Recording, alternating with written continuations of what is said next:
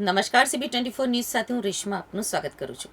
8મી March 2026 એ દુનિયાના સૌથી મોટા નરેન્દ્ર મોદી સ્ટેડિયમમાં ભારત અને ન્યૂઝીલેન્ડ વચ્ચે ICC T20 વર્લ્ડ કપની ફાઇનલ રમાશે, ત્યારે અમદાવાદમાં જબરદસ્ત ક્રિકેટ ફીવર જોવા મળી રહ્યો છે। અમદાવાદ ક્રિકેટના રંગે રંગાઈ ગયું છે અને અમદાવાદ ભારત બનવા તૈયાર છે। ફાઇનલ પહેલા ભારત અને ન્યૂઝીલેન્ડની ક્રિકેટ ટીમો અમદાવાદ પહોંચી ગઈ છે।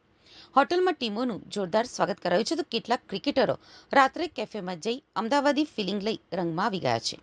આફતને અવસરમાં ફેરવા માટે જાણીતા ગુજરાતીઓ પોતાના ઘર આંગણે આવેલા આ અવસરને કેવી રીતે ચૂકી જાય, ત્યારે ગુજ્જુઓએ T20 વર્લ્ડ કપની ફાઇનલમાં ક્રિકેટ ફીવરની સાથે કમાણીનું ગજબનું માઇન્ડ ચલાવ્યું છે।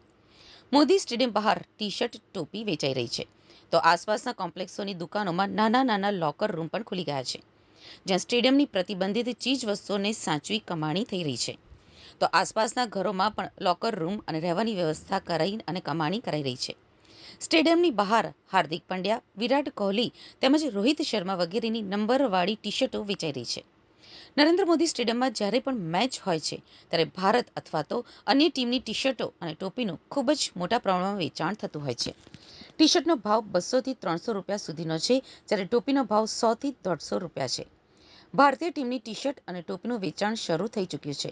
બહારના રાજ્યોમાંથી કેટલાક લોકો આવી અને ટોપી અને ટી શર્ટનું વેચાણ કરી રહ્યા છે। મેચ દરમિયાન નરેન્દ્ર મોદી સ્ટેડિયમમાં બેગ, પાણીની બોટલ, ખાવા પીવાની ચીજ વસ્તુઓ, પાવર બેંક, ચાર્જર અને ઇલેક્ટ્રોનિક આઇટમ સહિતની કેટલીક ચીજ વસ્તુઓ લઈ જવા ઉપર પ્રતિબંધ મુકાયો છે।